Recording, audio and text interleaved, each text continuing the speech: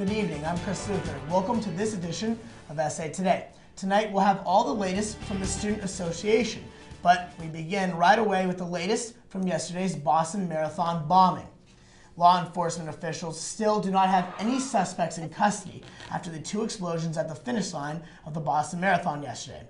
The number dead today has grown to 3 people with over 170 injured, including 17 still in critical condition. Just recently, the third victim was identified as a Boston University grad student this afternoon. The contents of the 2 bombs has yet to be officially determined. Doctors say they are treating patients with injuries that seem to be caused by metal shards. The FBI held a press conference less than 30 minutes ago.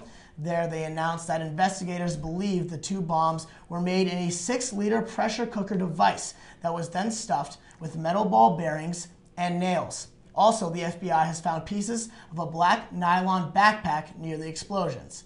President Barack Obama will be attending a memorial service on Thursday for the victims. Yesterday, he officially called this incident an act of terrorism and promised to find those responsible. This was a heinous and cowardly act, and given what we now know about what took place, the FBI is investigating it as an act of terrorism. Anytime bombs are used to target innocent civilians, it is an act of terror.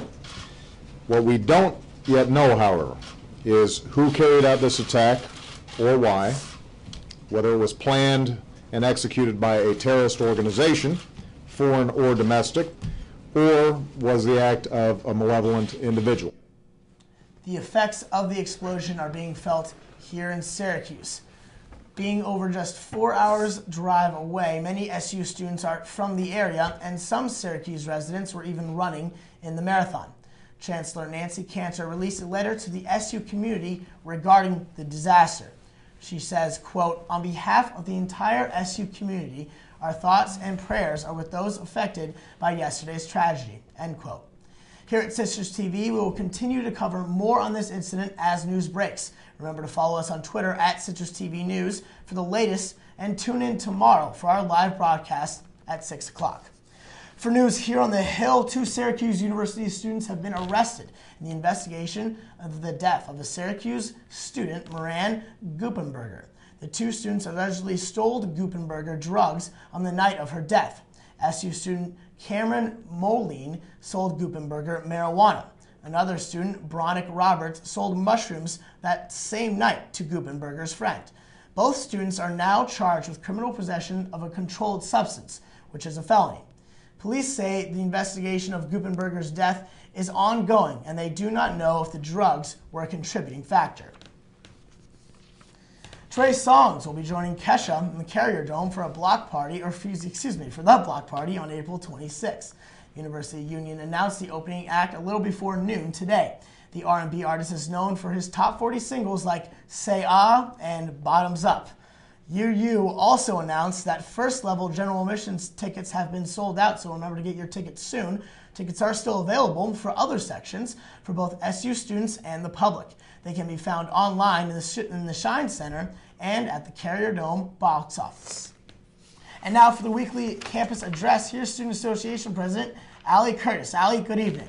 Good evening, Chris. It's great to be back in the studio. We just came out of a really exciting meeting last night where we had a lot of great business between bills, resolutions, and elections. A lot was accomplished last night, and we're looking in a great shape moving forward. So we actually confirmed my new appointment to Chief of Staff, who is Sean Dynan. He's the former Student Engagement Chair, and I know he's going to do great things as Chief of Staff. We also elected the other Board of Trustees representative, Kyle Coleman. Kyle Coleman, of course, is a familiar name. He did a lot on campus, both as an SA rep and on the Finance Board, and we all remember him from the election this fall. So I'm very excited, looking forward to working with him.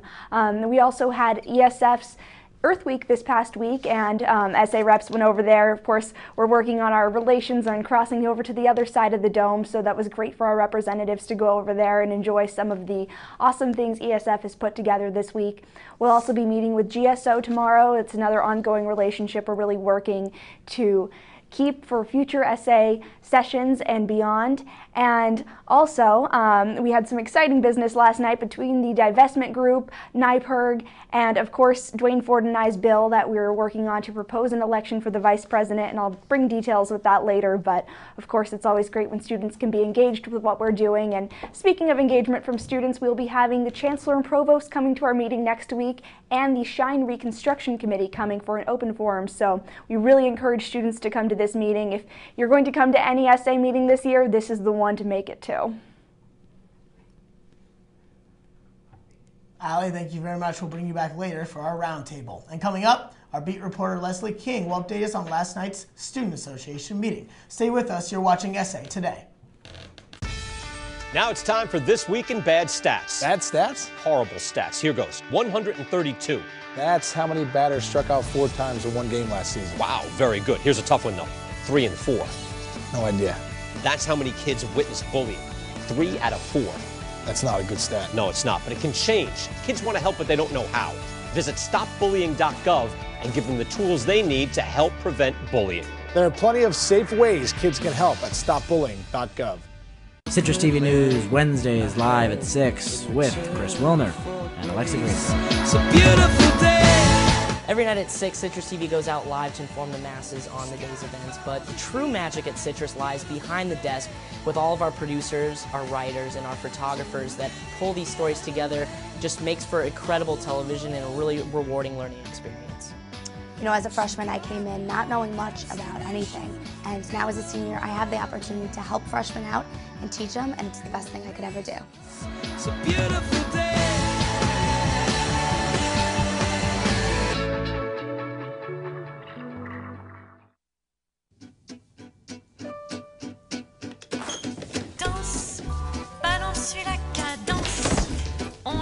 You didn't give up on sex. Don't give up on birth control either. There are more methods than you think. Find yours at bedsider.org.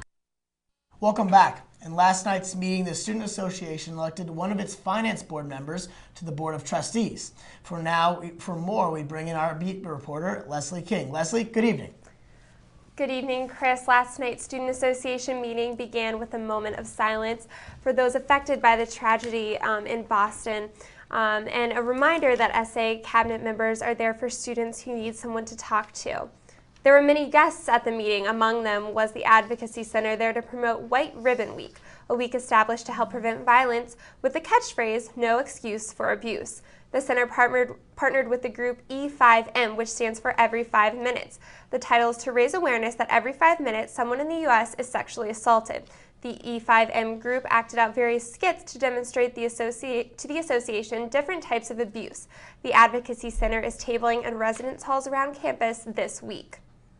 Another guest at the meeting was the Be Wise founder, Megan Cisello. The Be Wise campaign encourages students to be responsible with alcohol and raise awareness about alcohol poisoning and what you can do to help if you see someone who is affected by alcohol poisoning. The group asked SA to support their bill to promote the Be Wise campaign. The group suspended the rules to vote on the bill this week so that it can go into effect immediately. The bill passed unanimously. Another visitor was NYPIRG, an environmental awareness group that proposed a bill to SA, asking the association to pass a clean construction resolution. The resolution passed with some discussion. The resolution will regulate construction vehicles with diesel particulates to create a cleaner atmosphere around campus. And a final visitor to last night's meeting was another environmental group comprised of SU and ESF students. The group proposed a climate divestment resolution. This resolution would divest SU of fossil fuels, requiring the university to run on alternative energy. This resolution sparked some debate among the group and will be voted on next week. Now, Leslie, there were some other elections going on in the meeting yesterday. Can you tell us about those, please? Yes, absolutely. Last night, the Assembly voted on Junior Kyle Coleman to fulfill the position on the Board of Trustees as the liaison between SA and the board. Kyle is a junior. He's a quadruple major in finance, economics, accounting, and information technology, so he definitely has a lot on his plate. Very impressive. He will serve from July until next May. Another election that took place was for the class of 2016 alumni representative, that is Laura El-Karim. She is a freshman this year, and she will help the U.S. and the students here for alumni connections. And then finally, Sean Dinan was elected as the new Chief of Staff. He will replace the former Chief of Staff, PJ Alampi. Fantastic. Thank you very much for that report, Leslie. When we come back, we'll bring back Allie and we'll discuss some of those topics and more. Don't go away. Do you like this top? It's so gay. Really? Yeah, it's totally gay. You know, you really shouldn't say that. Say what? Well, say that something's gay when you mean it's bad. It's insulting. What if every time something was bad, everybody said, "Oh, that's so girl wearing a skirt as a top"? Oh, you are. Those are cute jeans, though. When you say that's so gay, do you realize what you say? Knock it off.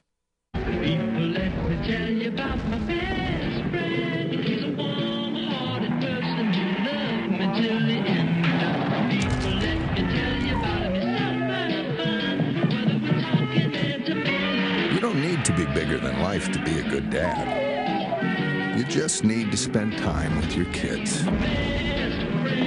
It takes a man to be a dad. Citrus TV News Thursday is live at 6 with Amy Littman and Ted Goldberg. It's a beautiful day. My favorite part about Citrus TV News is getting hands-on experience and being able to do things far before I ever got to do them in my classes. And I love doing it with all the people here who are passionate about journalism and who also want to spend their lives doing news. Citrus TV has given me the opportunity to explore my love for meteorology. It's allowed me to report on the ever-changing Syracuse weather, and it's helped me develop a passion that I'll have for the rest of my life.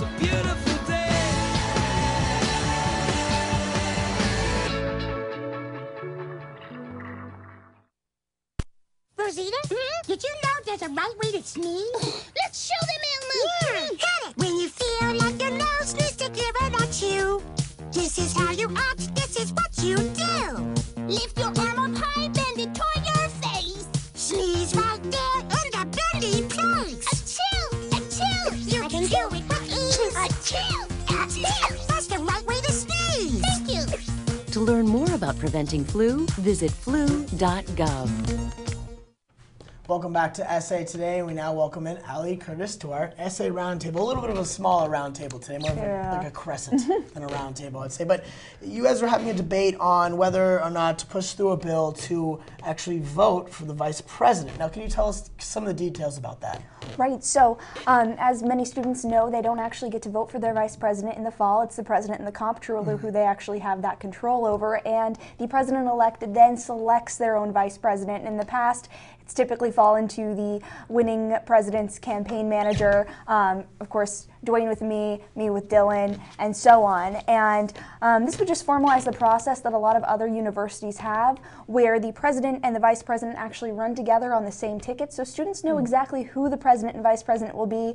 And we think for SU this would be very beneficial because it would provide a clear vision and a lot more cohesion within the administration. Now, what is some of the debate that is surrounding this bill that is happening among the Student Association? Well, I think where we have a little bit of a problem is that there are some members who feel that they should vote. Everyone agrees that we should vote on the vice president. That's not a very controversial topic, but it's whether or not they should run as a ticket or if you should have somebody who's running for president and then a separate election for somebody to run for vice president. Now, that can get sticky in the sense that you might get somebody for president, somebody for VP who are very different, have opposing viewpoints, and of course it was brought up, well, this is the way it's done at some other schools, including ESF, and student leaders should learn to work with each other, except I think where people see the other side of it is that it's very important to have that cohesion, especially between the president and the vice president. At the current moment, the bill, as it's written, or as you guys are talking about it, is it going to be a two-party thing, or are you going to be running with